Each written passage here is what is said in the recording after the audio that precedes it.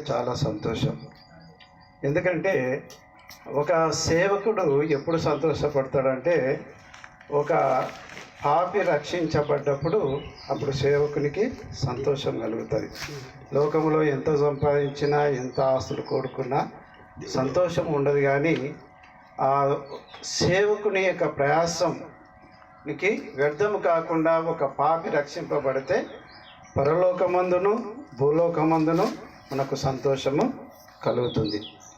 అయితే దేవుని యొక్క వాక్యములో మనం చూస్తే రోమపత్రిక 10వ అధ్యాయము 17వ వచనములో మనం చూస్తే అక్కడ ఒక మాట రాయబడ్డది, వినుట వలన విశ్వాసము కలుగును, వినుట క్రీస్తును గురించిన మాట వలన కలుగును. అంటే విశ్వాసం అనేది ఇది కేవలము క్రైస్తవులకు సంబంధించింది కాదు. అంటే లోకంలో ఉన్న ప్రతి ఒక్కరికి విశ్వాసం అంటే నమ్మకం. ఈ నమ్మకము ఎవరి మీద ఉండాలి? దేవుని మీద నమ్మకము కలిగి మనం ఉండాలి. ఆ నమ్మకాన్ని ఎలా మనం కలుగుతున్నామంటే దేవుని వాక్యము విన్నప్పుడు ఆ విశ్వాసం వస్తుంది. లోకంలో ఉన్నవారు దేవుని వాక్యము వినరు కాబట్టి వారికి నమ్మకము లేదు.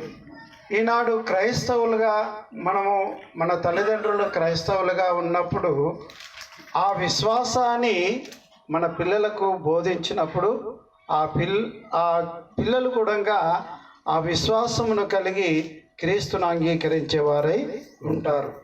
చూడండి, దేవుని వాక్యంలో మనం చూస్తే మరణం, లోకములో ఒక మరణం అనేది ఉంది.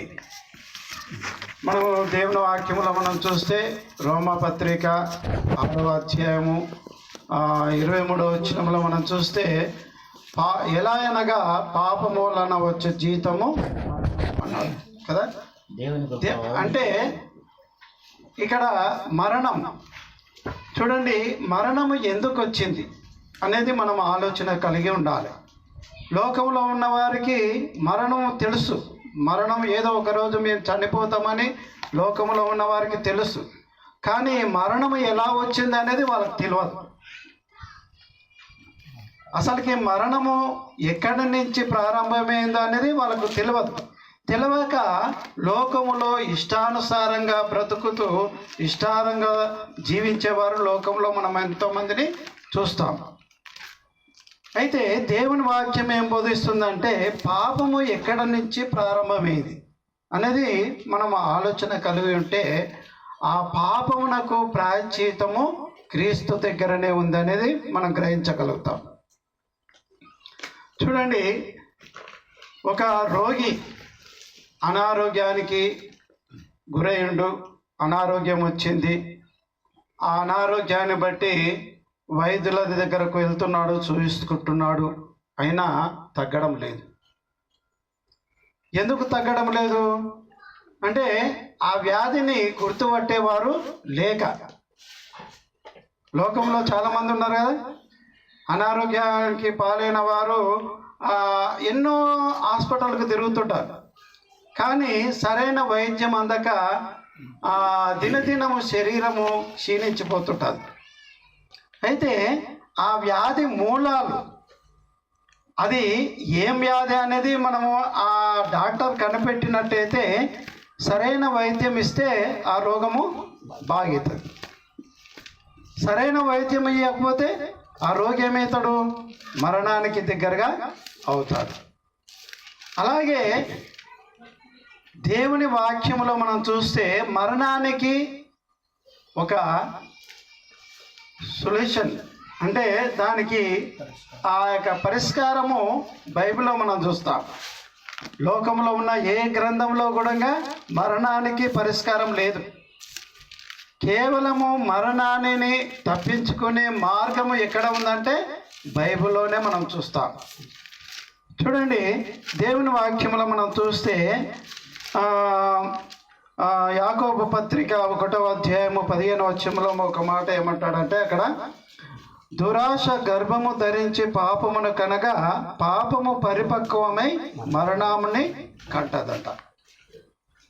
చూడండి, మరణము ఎలా సంభవించింది అనేది నేను ఇప్పుడు చెప్తున్నాను. అయితే మరణమునికి కారణము ఏందంట? దురాశ. మరణానికి కారణం ఏంది? దురాశ. అంటే మనిషి ఈ లోకంలో ఆశ కలిగి బ్రతకొచ్చు.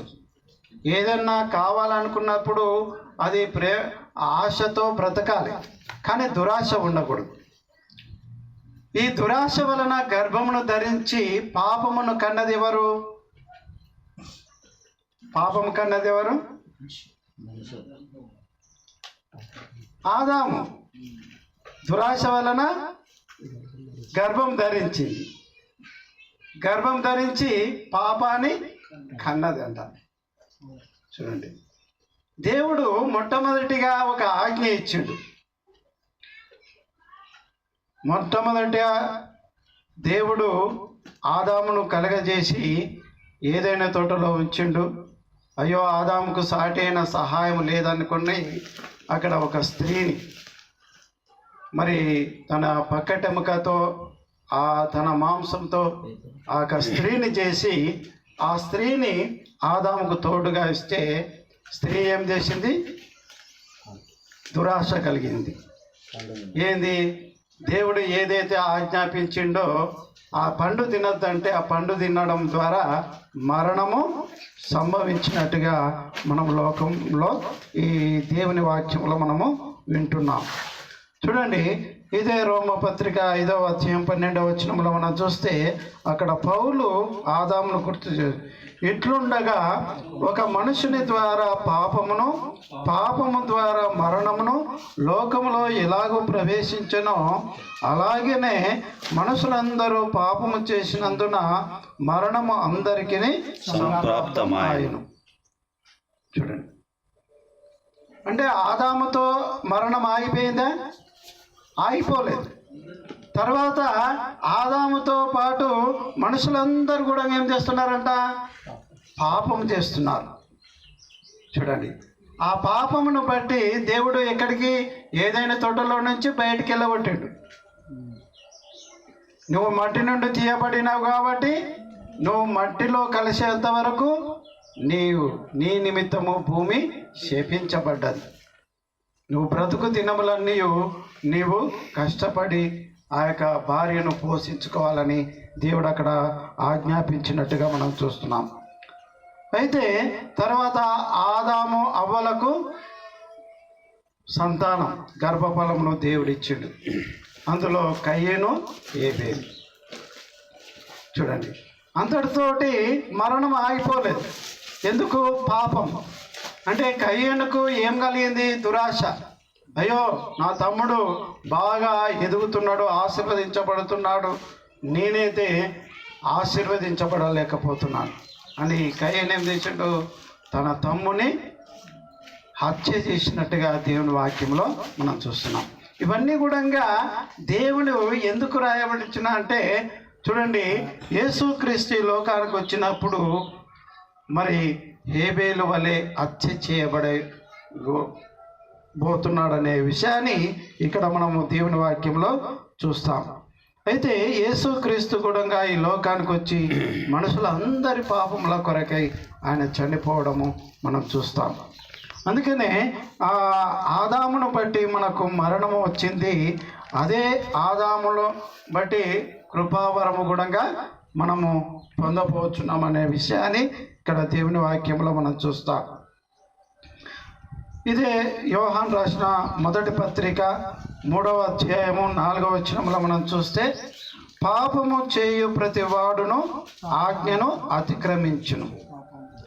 యోహాన్ రాసిన మొదటి పత్రిక 3వ అధ్యాయము 4వ వచనంలో మనం చూస్తే, పాపము చేయు ప్రతి వాడును ఆజ్ఞను అతిక్రమించును. ఆజ్ఞ అతిక్రమమే పాపం. ఆజ్ఞను అతిక్రమించడమే పాపము. పాపం అంటే ఏదో తప్పు చేస్తే పాపము కాదు. దేవుని ఆజ్ఞ ఏదైతే ఉందో ఆ దేవుని ఆజ్ఞను అతిక్రమించినప్పుడే మనము పాపము చేసిన వారమై ఉంటాం. అయితే దేవుడు ఆదాముకు ఆజ్ఞ ఇచ్చిండు. ఆజ్ఞను అతిక్రమించడం వల్ల పాపమును బట్టి మరణము లోకములో ఉన్నది. అయితే ఈ క్రొత్త నిబంధనను బట్టి నేడు లోకం అంతటికీ ఒక ఆజ్ఞ ఉంది. ఏం ఆజ్ఞ అది? చూడండి, క్రొత్త నిబంధన బట్టి ఒక ఆజ్ఞ. ఏం ఆజ్ఞ అనేది మనం చూస్తే చూడండి, యేసుక్రీస్తు ఈ లోకంలో ఉన్నప్పుడు ఆయన తన శిష్యులకు చెప్పిన మాట ఏమైందంటే, మీరు సర్వలోకమునకు వెళ్ళి సర్వ సృష్టికి సువార్త ప్రకటించుడి. నమ్మి బాప్తిసము పొందినవాడు రక్షింపబడును, నమ్మని వారికి శిక్ష విధించబడును. అంటే క్రొత్త నిబంధన ఆజ్ఞ ఏంది? ఒకడు రక్షింపబడాలి. దేని బట్టి రక్షింపబడాలి? మరణము నుంచి. చూడండి, ఈ మరణంలో నుంచి మనము రక్షింపబడాలంటే దేవుని ఆజ్ఞకు లోబడి ఉండాలి. అందుకనే యేసుక్రీస్తు మంచి యవన కాలములోనే, చూడండి, ఆయన 30 సంవత్సరాల వయస్సు కాలంలోనే బాప్తిసం తీసుకున్నాడు. ఎందుకు తీసుకున్నాడు అంటే ఒక మాదిరి చూయించుండు. ఆయనలో పాపం ఉందని కాదు, ప్రతివారు ఆయన మార్గంలో నడవాలని యేసుక్రీస్తు బాప్తిసం పొందినట్టుగా మనం చూస్తున్నాం.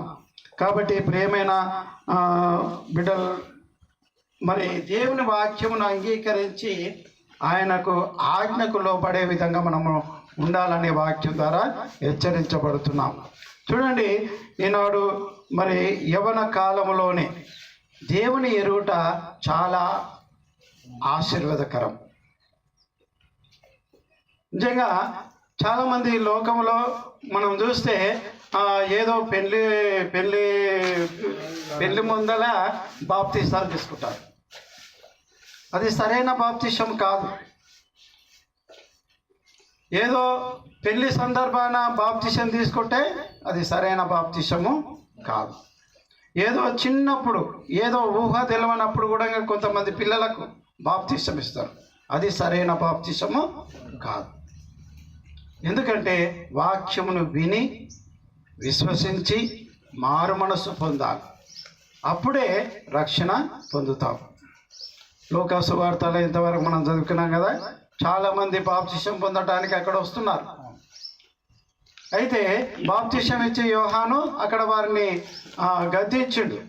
సర్ప సంతానమా, రాబో ఉగ్రతను తప్పించుకున్నటకు మీకు బుద్ధి చెప్పిన వాడు ఎవడు? మారు మనసుకు తగిన ఫలము ఫలించుడి అన్నారు. మారు మనసు లేకుండా బాప్తిసము పొందితే అది రక్షణ కాదు. ముందు మన మనస్సు మార్చుకోవాలి.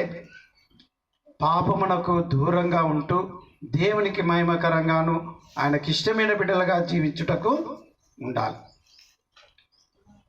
వయసు ఎప్పుడు? యవన కాలం అంటే 12 ఏళ్ళ వయసు వచ్చిందంటే వాళ్ళకు లోక జ్ఞానం తెలిసిపోతుంది, మంచేదో చెడేదో తెలుస్తుంది. అలాంటి సమయంలో మంచి యవన కాలములో ఉన్నప్పుడు రక్షింపబడితే దేవుడు పాపముల నుండి రక్షిస్తాడనేది దేవుని వాక్యంలో ఇక్కడ మనము చూస్తున్నాం. చూడండి, ఆ ఆజ్ఞను అతిక్రమించడు. నమ్మి బాప్తిసం పొందినవాడు రక్షింపబడు, నమ్మని వారికి శిక్ష విధించబడును. రోమా 16:16 మనం చూస్తాం. దేవుడు ఈనాడు లోకమంతటికి ఒక ఆజ్ఞ ఏంది? బాప్తిసము పొంది రక్షింపబడాలని. చూడండి, రక్షణ పొందుటకు ముందుగా మనం ఏం చేయాలంటే పాపములను ఒప్పుకోవాలి. యోహాను రాసిన మొదటి పత్రిక 1వ అధ్యాయము 9వ వచనంలో అక్కడ ఒక మాట ఏమని రాయబడ్డదంటే,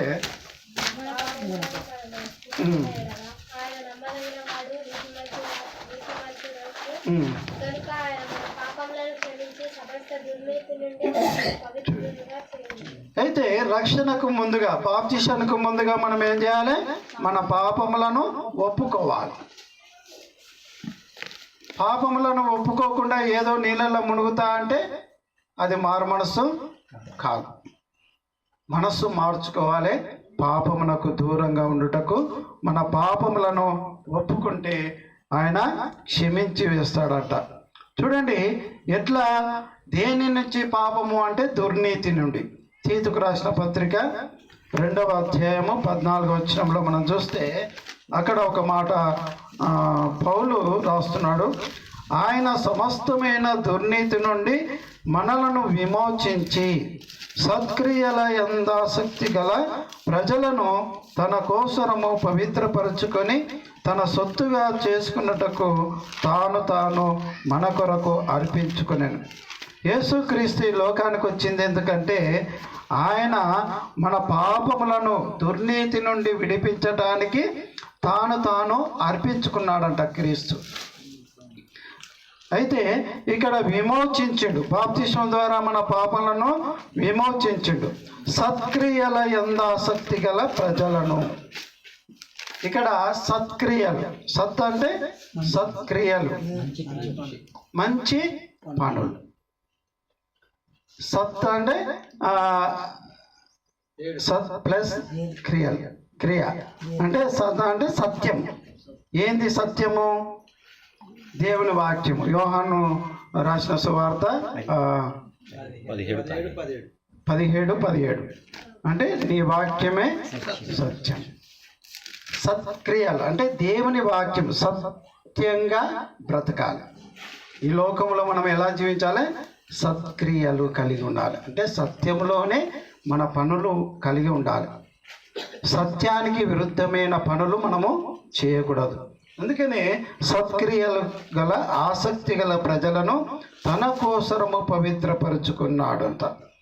అదేవిధంగా పేతురు రాసిన మొదటి పత్రిక 2వ అధ్యాయం 9వ వచనంలో కూడా మనం చూస్తే, అయితే మీరు చీకటిలో నుండి ఆశ్చర్యకరమైన తన వెలుగులోనికి మిమ్మును పిలిచిన వాని గుణాతిశయములను ప్రచురము చేయు నిమిత్తము ఏర్పరచబడిన వంశమును, రాజులైన యాజక సమూహమును, పరిశుద్ధ జనమును, దేవుని సొత్తైన ప్రజలై ఉన్నారు.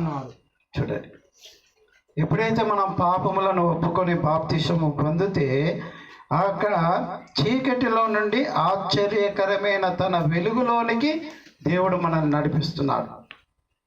బాప్తిసం పొందిన తర్వాత మనము ఎక్కడ ఉండాలి? వెలుగులో ఉండాలి, చీకటిలో కాదు.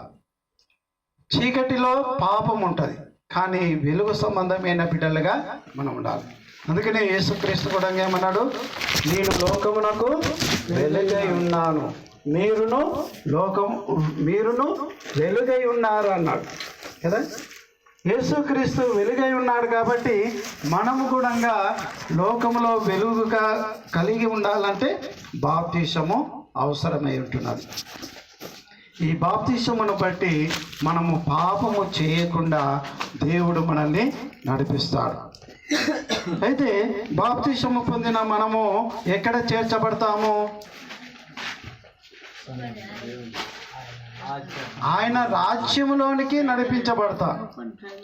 రెండో విషయం, ఒకటి మరణము గురించి, ఆ మరణం నుంచి తప్పించబడాలంటే బాప్తిసం ద్వారా రక్షింపబడ్డాం.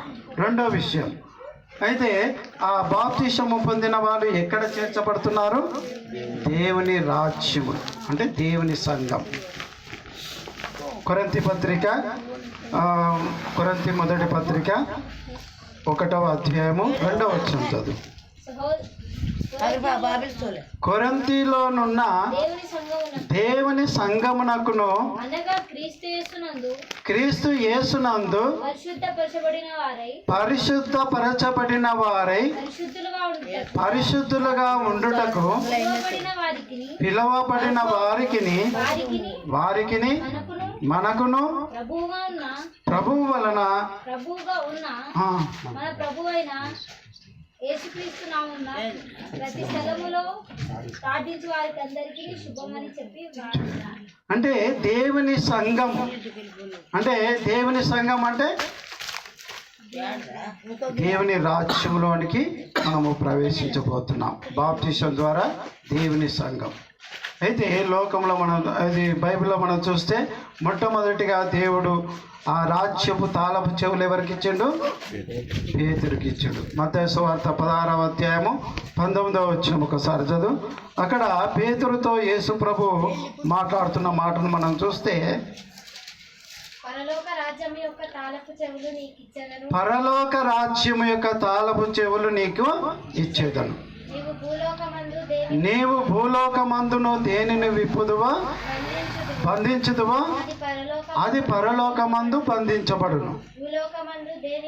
భూలోకమందును దేనిని విప్పుదువో అది పరలోకమందును విప్పబడును. అంటే పేతురు ఏది ఇప్పిండు? పరలోక రాజ్యపు ఓపెన్ చేసిండు. ఎక్కడ చూడండి, మనం అపోస్తల కార్యము 2వ అధ్యాయము, అక్కడ ఇశ్రాయేలు ప్రజలు దేవుని వాక్యమును అంగీకరించి ఇంచుమించు 3000 మంది చేర్చబడ్డారు. అపోస్తల కార్యం 2వ అధ్యాయము 37వ వచనం ఒకసారి చదువు. అక్కడ విన్నవారు ఈ మాట విని హృదయములో నొచ్చుకొని సహోదరులారా మేమేమి చేతుమని పేతురును కడమ అపోస్తులను అడగగా పేతురు, మీరు మారుమనసు పొంది పాపక్షమాపణ నిమిత్తము ప్రతి వాడు యేసుక్రీస్తు నామమున బాప్తిస్మం పొందుడి, అప్పుడు మీరు పరిశుద్ధాత్మ అని వరము పొందుదురు. పరిశుద్ధాత్మ అనే వరాన్ని పొందుతాం. చూడండి, వారు విన్నారు, వాక్యం విన్నారు, విశ్వసించారు. అయ్యా మేమేం చేయాలి? అయ్యో ఈ పాపములు పోవాలంటే మేమేం చేయాలి? ఇప్పుడు మీరు చిత్తపడినట్టుగా ఆనాడు వాళ్ళు కూడా హృదయంలో నొచ్చుకున్నారంట, బాధపడ్డారు. అయ్యో మేము పాపంలో ఉన్నాం, పాపం చేసినాం అని వారు పాపములను ఒప్పుకున్నప్పుడు వారికి పరిశుద్ధాత్మ బాప్తిస్మం ద్వారా పరిశుద్ధాత్మ అనుగ్రహించబడినట్టుగా దేవుని వాక్యంలో మనం చూస్తున్నాం. కాబట్టి ఈనాడు మన పాపములను మనం ఒప్పుకోవాలి. 41వ వచనంలో ఇంచుమించు 3000 మంది చేర్చబడ్డారు. 41వ. కాబట్టి అతని వాక్యం అంగీకరించిన వారు బాప్తిస్మం పొందిరి. ఆ దినమందు ఇంచుమించు 3000 మంది చేర్చబడి మరి ఆ సంఘంలో చేర్చబడినట్టుగా దేవుని వాక్యంలో మనము చూస్తున్నాం. కాబట్టి ప్రియమైన దేవుని బిడ్డలైన మనము ఈ లోకంలో ఉంటున్నాం, లోకంలో జీవిస్తున్నాం. కాబట్టి దేవుని వాక్యమును అంగీకరించి ఆయన బిడ్డలుగా మనము ఉండి దేవుని రాజ్యంలో ఉంటూ దేవునికి మహిమకరంగా ఉండాలని వాక్యం ద్వారా హెచ్చరించబడుతున్నాం. చివరిగా కొలస్సీ పత్రిక 1వ అధ్యాయము 13-14 వచనములో మనం చూస్తే ఇక్కడ ఆయన మనను అంధకార సంబంధమైన అధికారంలో నుండి విడుదల చేసి రాజ్య నివాసులుగా చేసిన పాప క్షమాపణ కలుగుతున్నది. చూడ, ఆయన మనలను అంధకార సంబంధమైన అధికారంలో నుండి విడుదల చేసి తాను ప్రేమించిన తన కుమారుని యొక్క రాజ్య నివాసులుగా చేసిన. దేవుడు ఎవరిని ప్రేమించిండు? తన కుమారుడు.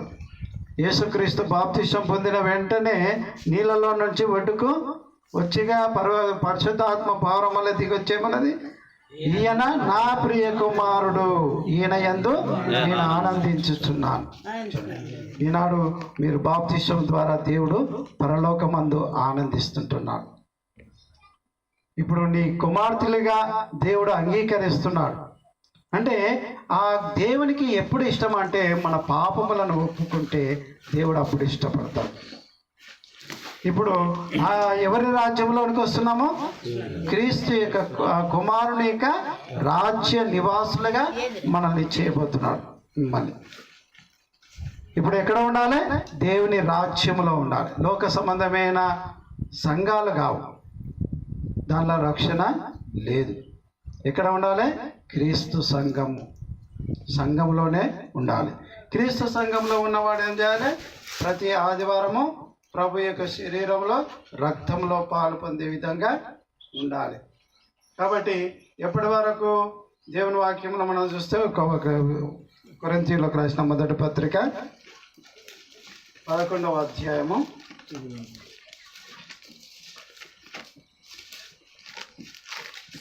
కొరింథీయులకు రాసిన మొదటి పత్రిక 11వ అధ్యాయము 11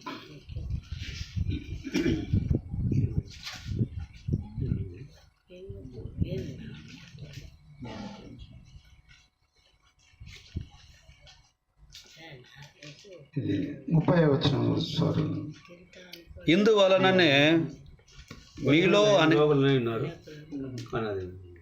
ఇది ప్రభు వచ్చేంత వరకు మనం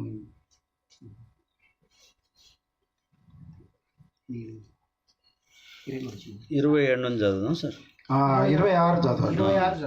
మీరు ఈ రొట్టెను తిని ఈ పాత్రలోని త్రాగునప్పుడెల్లా ప్రభు వచ్చు వరకు ఆయన మరణమును ప్రచురించుదురు.